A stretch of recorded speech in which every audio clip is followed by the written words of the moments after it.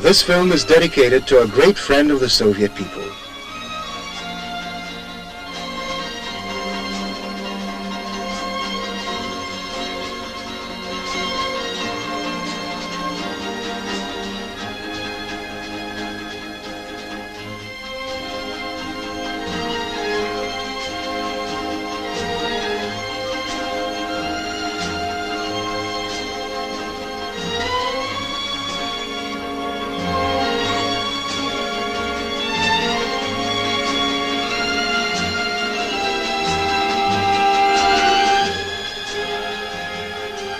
He frequently came to the Soviet Union, the President of the Democratic Republic of Vietnam, Chairman of the Central Committee of the Working People's Party of Vietnam. He enjoyed the sincere and heartfelt affection of one and all in the Soviet Union.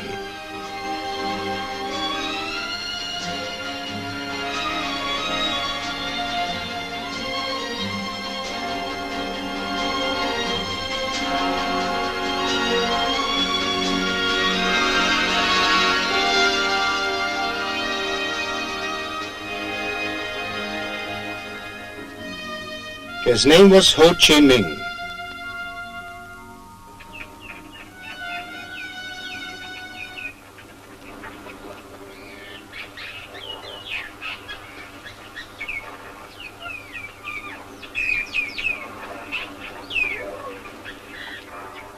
In Vietnam, he was called Bác Ho, Uncle Ho, or Old Man Ho.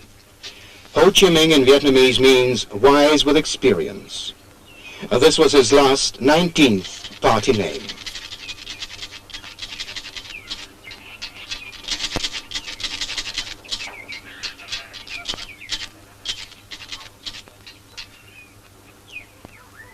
I was born 10 years before the beginning of our century. My father, a village school teacher, named me Nguyen Tat Thanh. I grew up in colonial Indochina, in the province of Nghe An, which gave my country many soldiers and poets.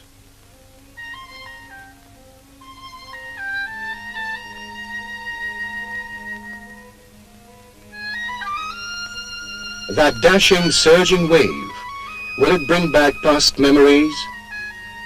He saw this in his native village. He saw this in the town of Hue, where he studied. Today, it is South Vietnam.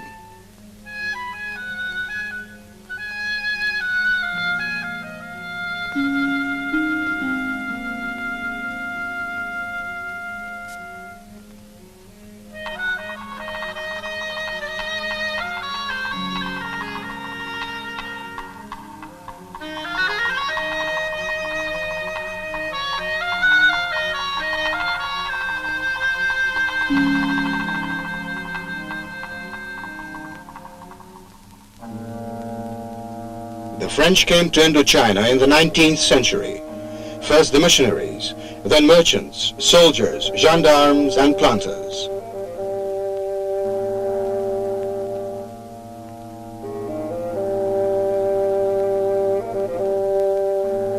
Young Nguyen Tat Thanh learned by heart the Declaration of the Right of Man and Citizen proclaimed by the French Revolution. People are born free and remain free and equal in their rights. Free and equal.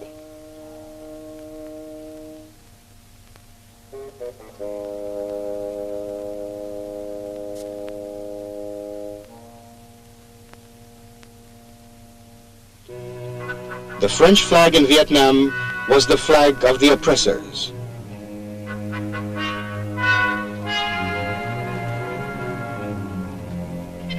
Nguyen Tat Thanh dreamt of discovering a happy land where there would be no oppressed.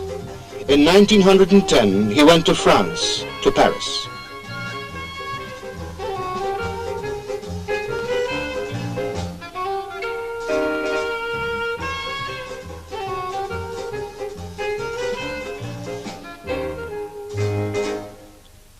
The Paris of the poor received me, he used to say.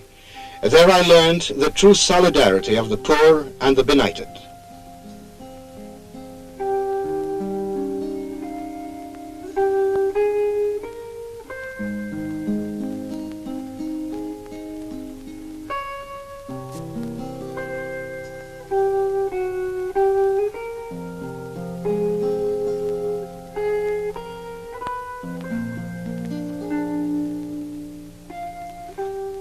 This is the window of his room in the small by-street called Kampuan, where he worked as a photographer.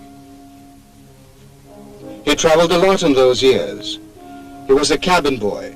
He washed dishes in a London hotel and then was a baker.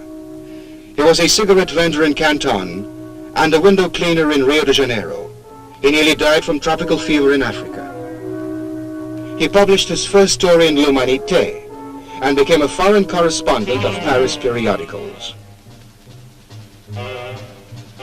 In the United States, he wrote, politicians, financiers, and the authorities always encourage, spur on, and incite criminals and racialists, and then cover them up. But he never did find a happy land. My land, 100 leagues divide us. I lie so still, engulfed in heavy slumber. Weeks passed, then months. I wrote these lines in tears.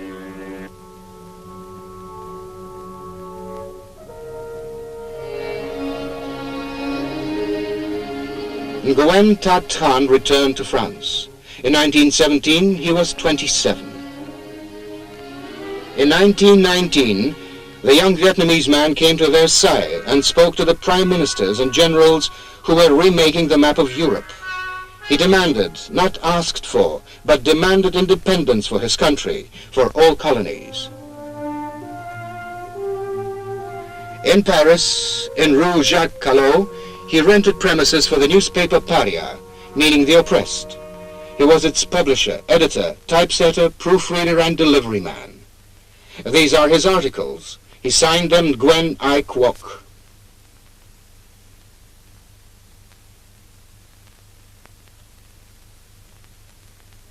Advertisement. Have your photographs taken by our comrade Nguyen Ai Quoc.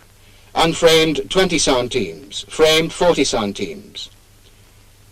But he needed more money than he earned. Thereupon the young Vietnamese signed a contract with a Paris theater to write comedies. He spent every centime he got paid to publish the Paria.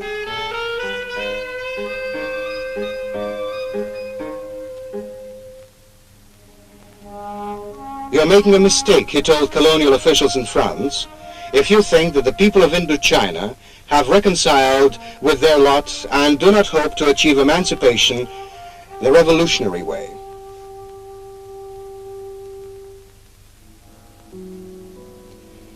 For my illiterate compatriots, he used to say, my weapon is not the pen, but an artist's brush. These are his drawings, anti-colonial cartoons signed Nguyen Ai Quoc. 30 years later in Hanoi, he would tell Soviet journalists, I'm your colleague. I wrote, took pictures, and made drawings for a newspaper. He never did relinquish the habit of drinking the blackest coffee and smoking cigarettes, acquired in those days in order to stay awake at night. 1920, Nguyen Ai Quoc speaking at a congress of the French Socialist Party. A group of French socialists recognized Lenin's Third International and formed the Communist Party of France.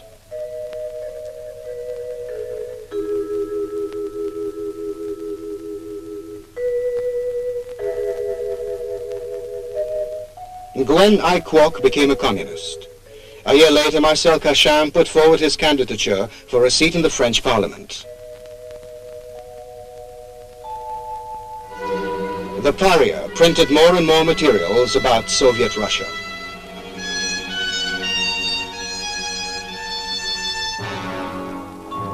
Then came January 1924.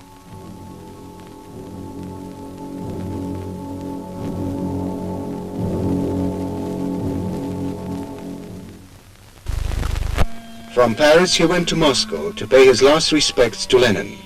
The Pravda published his article. Lenin has died. Like a bolt from the blue, these tidings will sweep over the fertile plains of Africa and the green expanses of Asia. Yes, people with black or yellow skins may not know exactly who Lenin was or where Russia lies, but all of them, whether a peasant in the fields of Annam or a hunter in the forests of Dahomey, have heard the whispered words that there, on the other end of the globe, lives a nation which has chased out the masters. They have also heard that this land is called Russia, that it is guided by intrepid people, and that the most intrepid of them is called Lenin.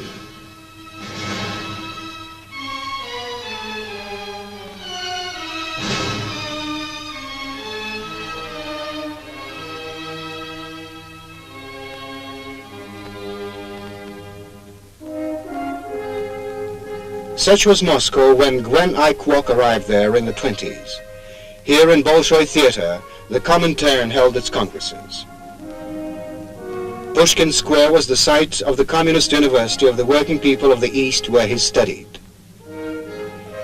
He lived in Hotel Lux in Tverskaya, now Gorky Street, and frequently went to Red Square and the Kremlin.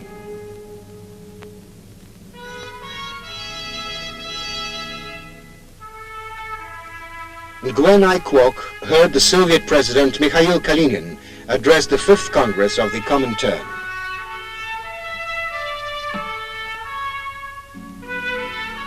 One of the tasks put forward by the 5th Congress of the Dokumentaalfilm in 1924 was that of organizing Marxist-Leninist parties in colonies and dependencies.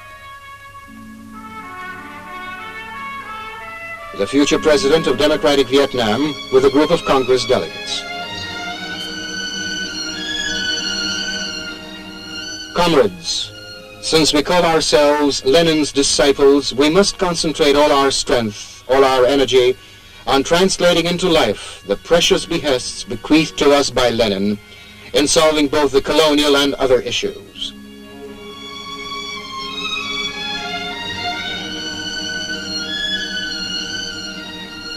The Dokumentaalfilm delegated him to assist the Vietnamese revolutionary movement. It was for these underground publications that the colonial authorities sentenced him to death. Gwen I Kwok united various communist groups and in the beginning of 1930 formed the Communist Party of Indochina. He attended the 7th Congress of the Dokumentaalfilm as a delegate from the Communist Party of Indochina.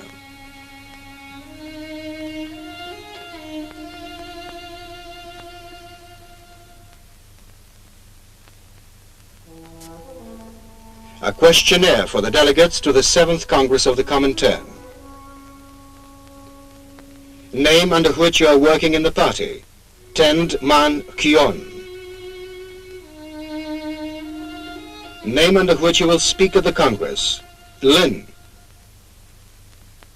Occupation. Sailor. Worked for hire for 10 years. Present source of livelihood. Student of the Moscow Lenin School. From what year and in which communist parties were you a member? From 1920, member of the Communist Party of France, and from 1930, member of the Communist Party of Indochina.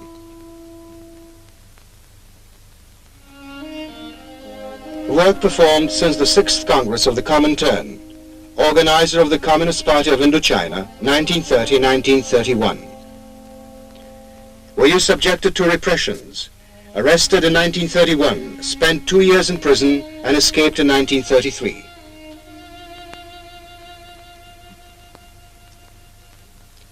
What languages do you know? French, English, Indochinese, Cantonese, Italian, German, Russian.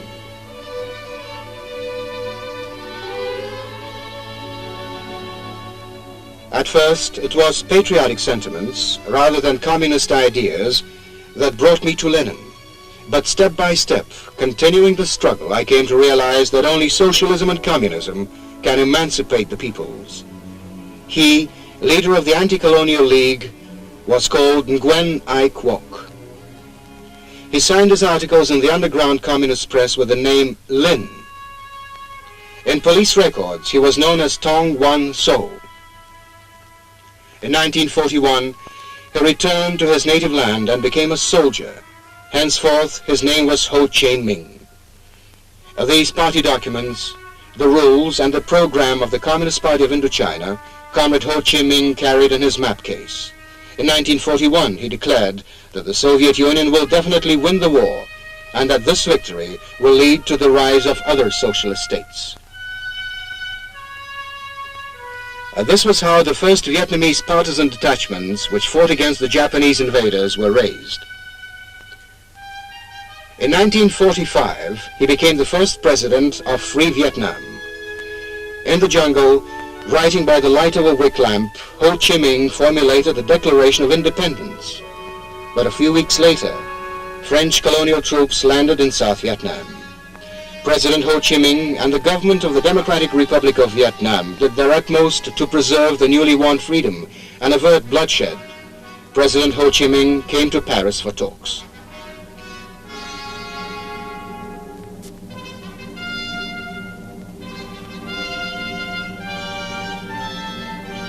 Citizens of France, I should like to address you with a few words, not as President of the Democratic Republic of Vietnam, but simply as a sincere friend of all honest Frenchmen. We are not fighting against honest Frenchmen. We are only coming out against the brutal rule of the French colonialists in Indochina. Vietnam needed peace to begin rehabilitation, but the French colonialists wanted to seize the whole country.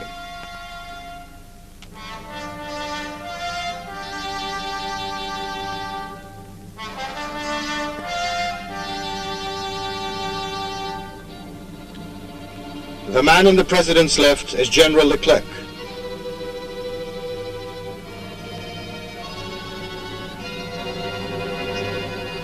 In response to the urge of the Vietnamese people for peace, they were prepared to start a war.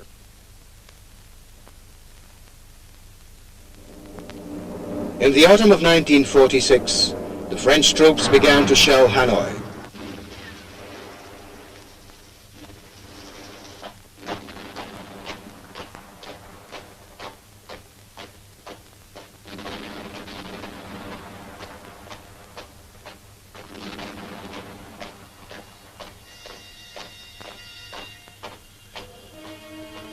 There on the cruiser, General Leclerc smiled at the president. Now he ordered his troops to begin the offensive. But Ho Chi Minh told his people that there was another France. The France of Maurice Thorez, the France of Frederic Joliot-Curie, the France of workers and dockers. Ho Chi Minh lived in their country. He was a member of their Communist Party, and now they refused to load tanks bound for his country. The jungle became his home.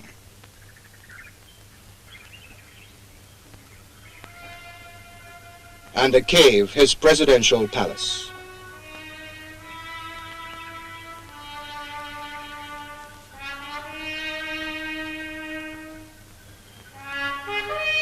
He who has a rifle, let him arm himself with a rifle. He who has a sword, let him arm himself with a sword. If there are no swords, arm yourselves with hoes, spades, or sticks. The hour of saving the fatherland has struck.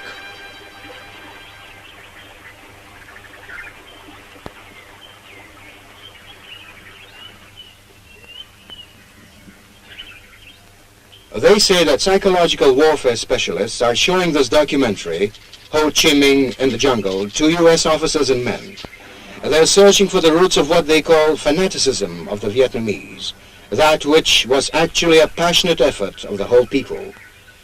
Since its second Congress in 1951, the Working People's Party of Vietnam has been guiding the people's struggle.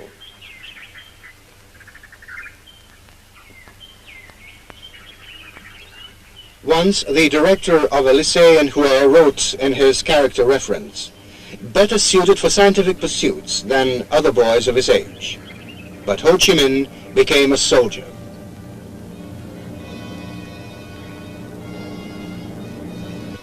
He often repeated Lenin's words that no revolution is worth anything unless it can defend itself.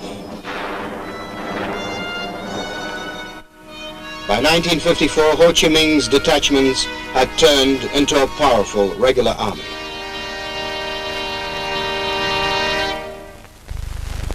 That year, the Vietnamese town of Dien Bien Phu was on everyone's lips. It was the site of a French military build-up in preparation for a decisive offensive.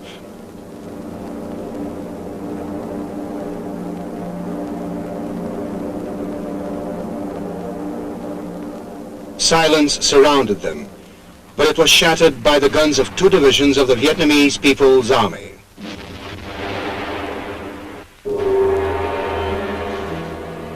Dien Bien Phu became a symbol of France's disgrace and tragedy.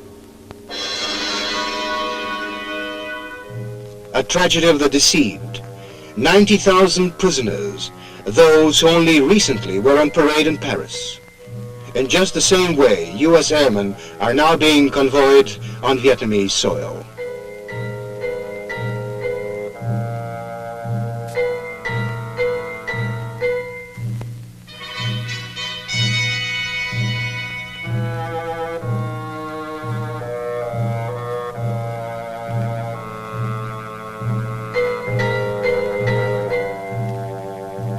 The invaders pulled out of North Vietnam. Are these documentary films shown to US officers and men?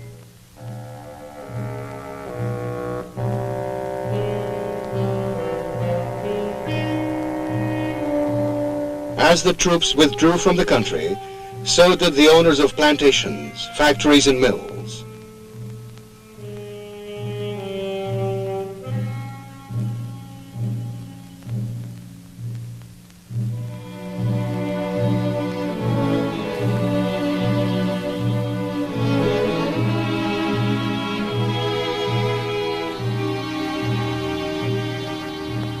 People got Ho Chi Minh's portraits from secret hiding places.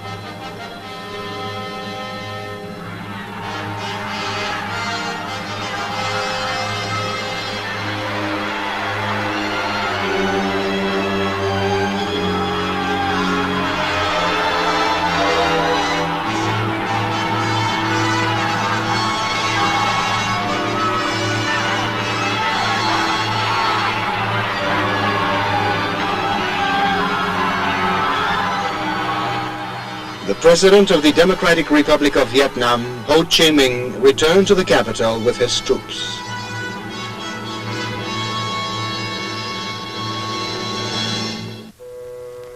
"9 years in the jungle, 9 years of war."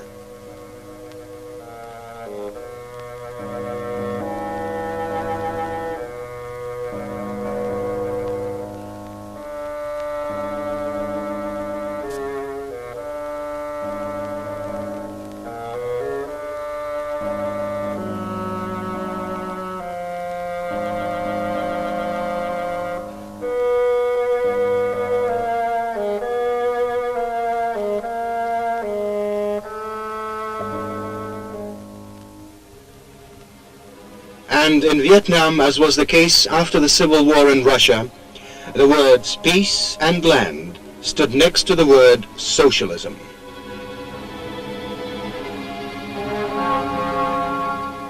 The people of Vietnam began building a new life.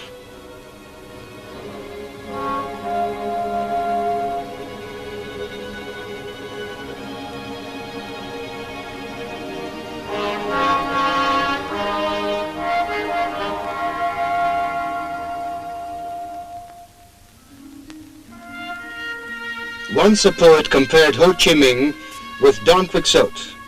Yes, he was a visionary, a knight who battled against evil, and he became a soldier. He was a humanist and raised his sword against the invaders. His dream came true. He traveled across his country, not along secret guerrilla trails, but across the free land of Vietnam.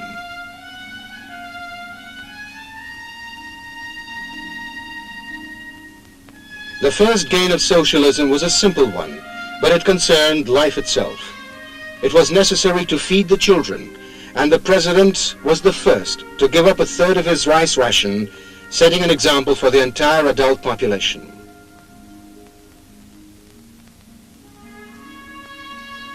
You will of course be pleased to hear about the successes of the Soviet peasants.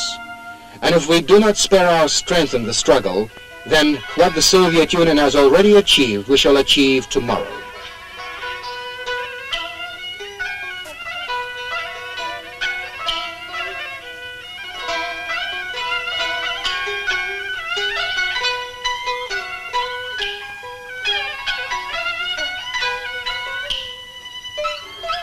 Now we are restoring old, small dams, but I, Ho Chi Minh, assure you that we shall erect powerful hydroelectric stations. Yes, we shall do that.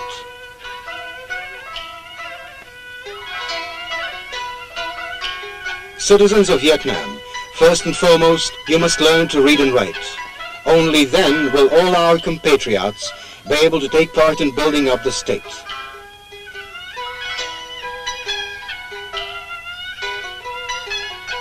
If a wife is illiterate, her husband teaches her. If a younger brother is illiterate, his elder brother teaches him. If the parents are illiterate, their children teach them. Women must learn to read and write so as not to lag behind the men. Within a year, all the Vietnamese must learn to read and write.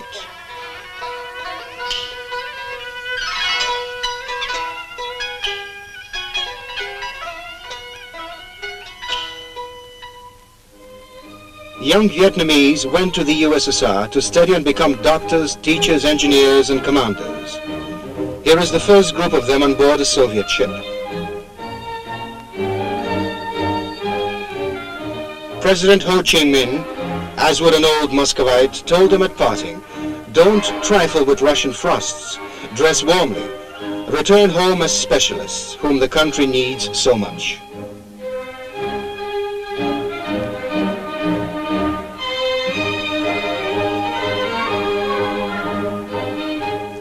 The sailors of the first Soviet ships to arrive in Vietnam and anchor in the port of Haiphong played host to the president. For us, his name became the personification of free Vietnam. In 1955, Moscow welcomed President Ho Chi Minh.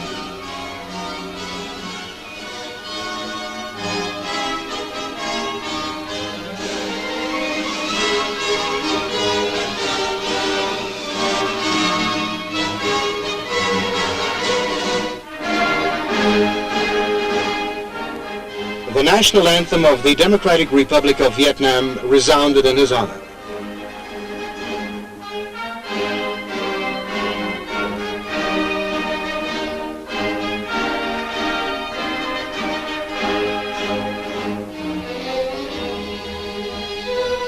Ho Chi Minh had no need for pseudonyms now, nor did he have to avoid cameramen and photographers. He was president of a free country, and was happy to visit Moscow, where he lived in the 20s as a fugitive from the colonial authorities who wanted him for working for his country's liberation. In the 50s and 60s, President Ho Chi Minh made several trips to the Soviet Union. He arrived on official and on friendly visits to attend CPSU congresses and take part in international meetings. We must bear in mind that it is our good fortune to be living in a great epoch, the epoch of radical changes and momentous discoveries. In just a few decades, we have learned of many discoveries, such as the radio, television, atomic energy, and so forth.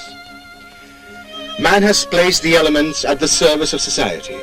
But the greatest discovery of all, a discovery of world historic importance, was the creation of the Marxist-Leninist theory.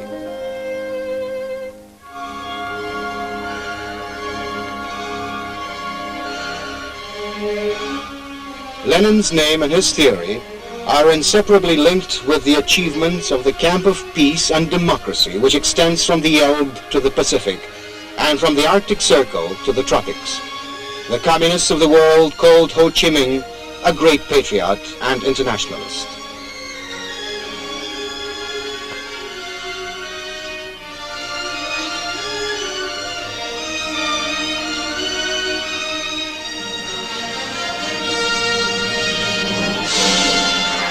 He addressed the following words to a party congress: "We shall always march shoulder to shoulder with the Soviet Union and other socialist countries in the struggle for the cause of peace, democracy, national independence, and socialism throughout the world."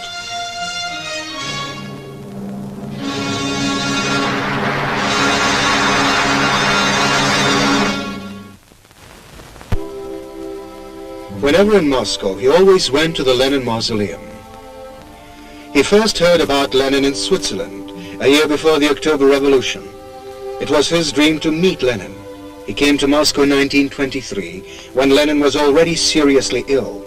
He came again in 1924, but only in time for Lenin's funeral.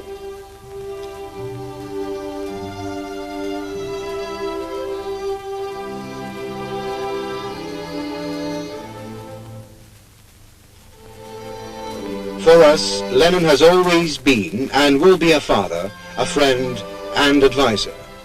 Lenin wins the hearts of the Asian people, not only by his genius, but by his contempt of luxury, by his love for work, by his pure and simple personal life. In a word, by the moral nobility of a teacher.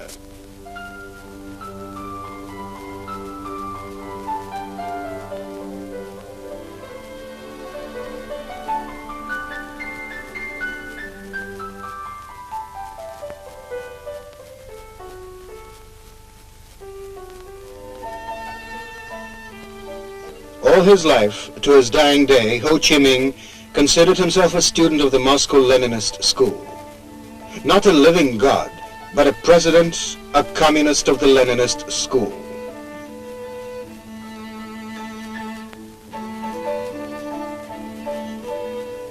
Ho Chi Minh did not live in this palace that used to belong to the Governor-General in Hanoi, but in this small house once occupied by the gatekeeper. He would rise at 5:30 and work late after midnight. "I've no time to write verses now," he once said. Our verses today are dams in terms of kilowatts.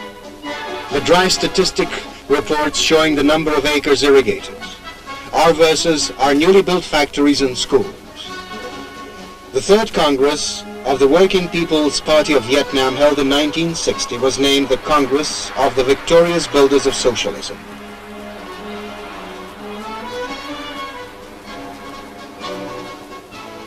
This steel, these dams and schools, the achievements of the Democratic Republic of Vietnam, the rising popularity of Ho Chi Minh and the Party of the Vietnamese Communists were an example for the south of Vietnam, and the people there rose up in arms to struggle for their freedom.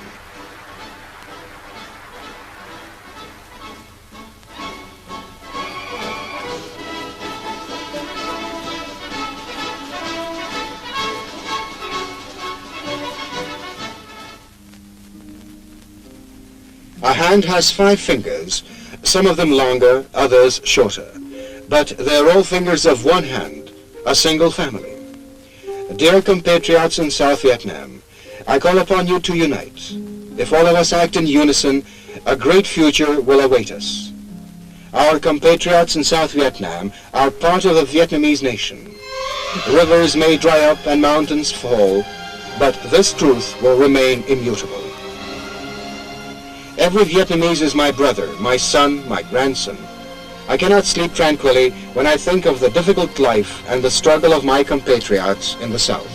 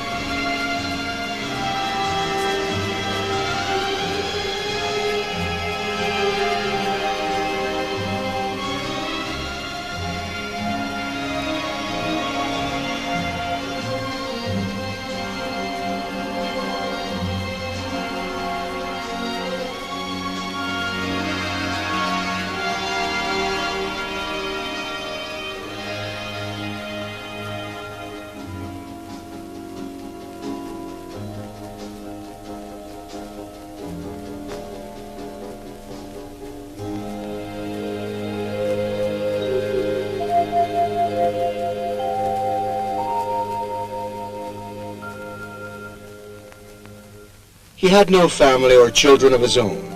He was the son and leader of the Vietnamese nation, 19 million in the north and 14 million in the south. He looked upon children as the future of the country.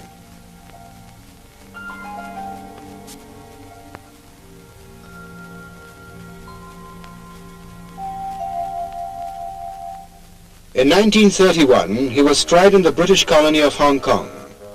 In 1942, fulfilling a party assignment, he visited areas bordering on China, where he was seized and thrown into prison by Chiang Kai-shek's agents. For 4 months, I am in prison. They're like 10 years of darkness. These 4 months have brought me 10 years closer to the last winter of my days.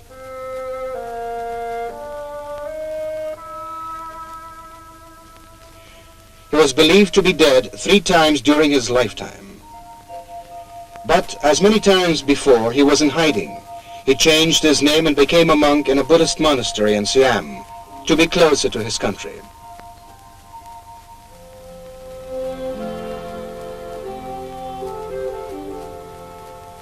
In 1965, he turned 75.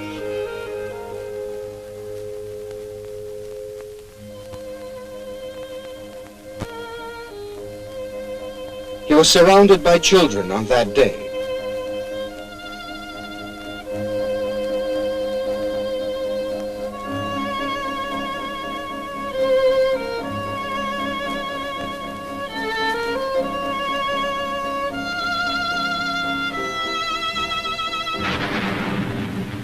Still another war in the life of the Vietnamese people. Another war in the life of Ho Chi Minh. Sustaining defeats in the south of Vietnam and fearing the example set by the socialist North, the United States started an undeclared war against the Democratic Republic of Vietnam.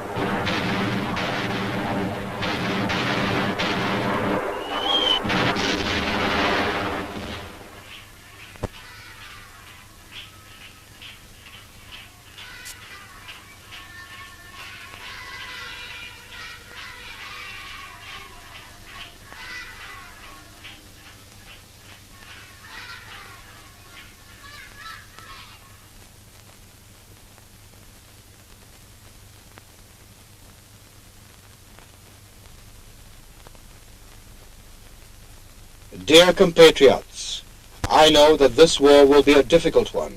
I know our enemy. He is strong, experienced, and treacherous.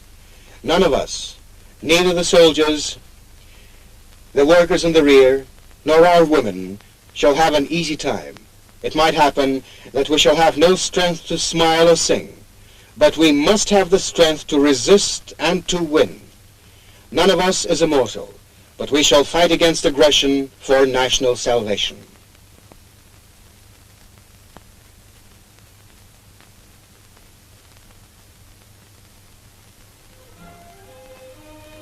This war was the most difficult trial. There was no front or rear in the undeclared war. Factories were the front line and the workers were the fighters.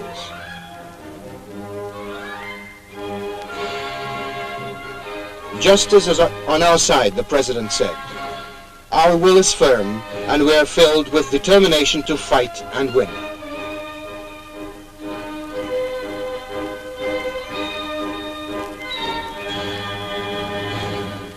First year of the war, the most difficult period for the Republic, a Soviet delegation headed by Alexei Kosygin visited the frontline capital, Hanoi.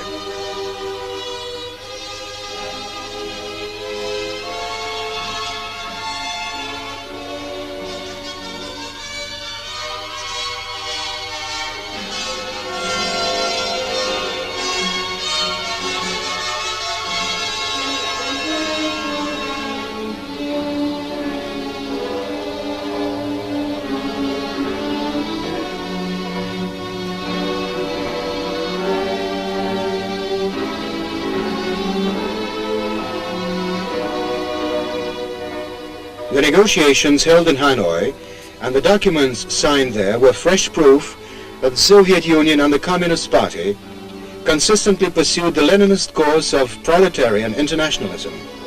And today, too, Ho Chi Minh's behest is to strengthen the solidarity and fraternal cooperation between the Soviet and Vietnamese people and parties.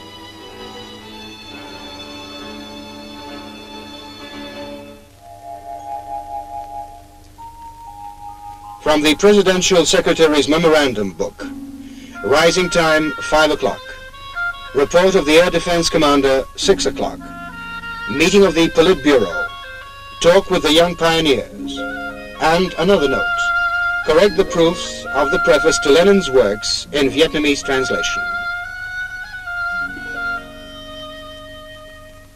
At times it seems that no one wants to believe us, but we shall overcome difficulties. It must be done, it can be done, and it will be done.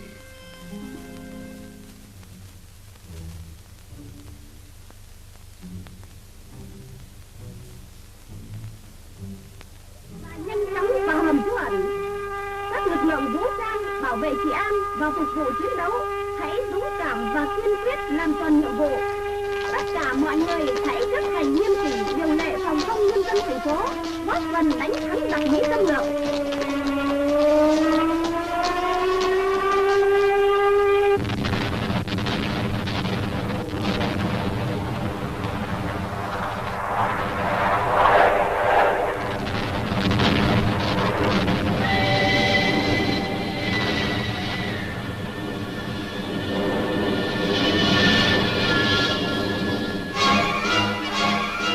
We were with Vietnam in those days. All progressive mankind was with the heroic country.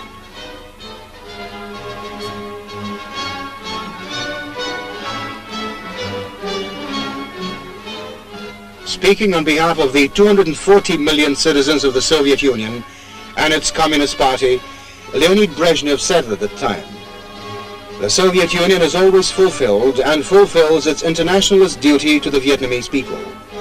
We have furnished and are furnishing substantial assistance. We have already delivered considerable quantities of arms and ammunition to the Democratic Republic of Vietnam.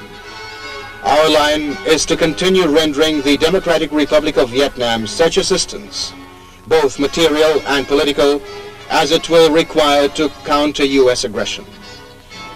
We are consistently coming out for united efforts on the part of all fraternal socialist countries in assisting the Vietnamese people fighting against imperialist aggression."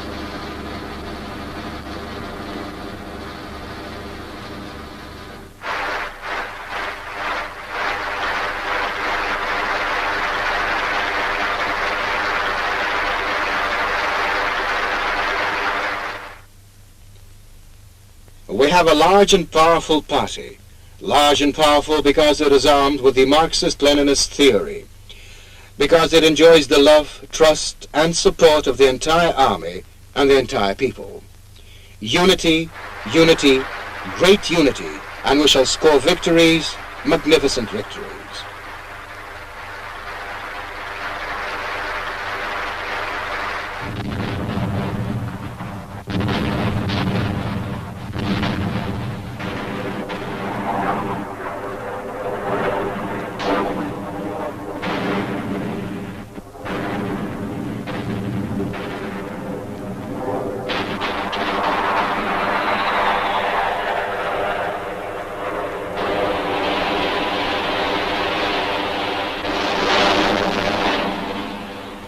Years of bitter struggle. The United States unconditionally suspended air raids and was forced to open negotiations in Paris.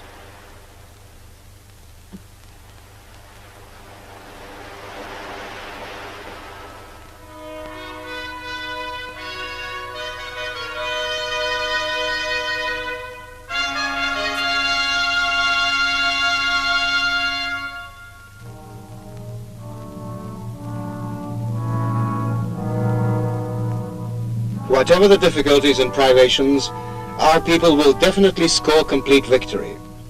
American imperialists will definitely be forced to withdraw from our country. Our fatherland will definitely be united. Compatriots in the south and north will definitely live under one roof. May our mountains, rivers, and people remain. After our victory over U.S. aggression, we shall build up our country and make it 10 times more beautiful than it is today.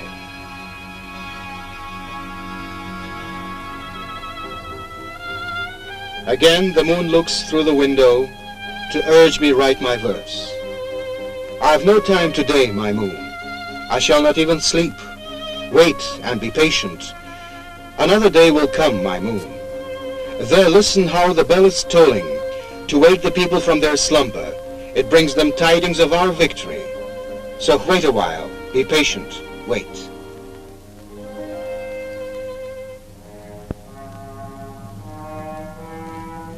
In his testament to the people and the party, Ho Chi Minh wrote, "Being an old man, I should like to talk with you. There is a saying, old age is a heavy burden. I, however, think otherwise. In the past, and today too, a true patriot, even if he is an old man, cannot sit with folded hands. We old men must unite first, so as to set an example to our young people. If I was to go now, I would have no remorse. I only regret that I cannot serve any longer and better."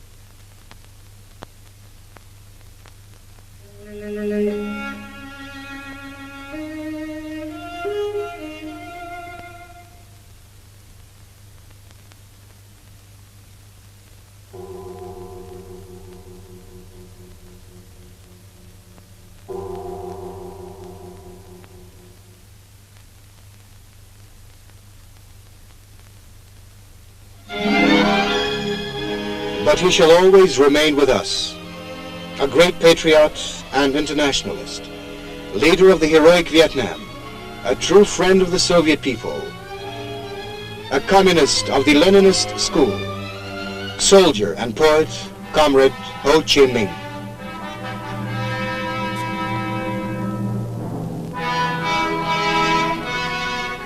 This film included documentary shots made by Soviet and Vietnamese cameramen, and also the material of the Institute of Marxism-Leninism under the Central Committee of the Communist Party of the Soviet Union, the State Film Fund of the USSR, and the Central State Archive of Film Documents of the USSR, and foreign newsreels. Script Igor Itskov, direction Ekaterina Vermisheva, music Edison Denisov.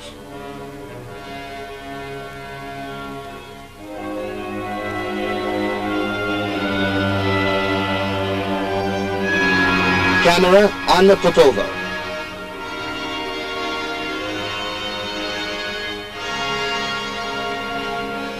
Central Documentary Film Studios, Moscow.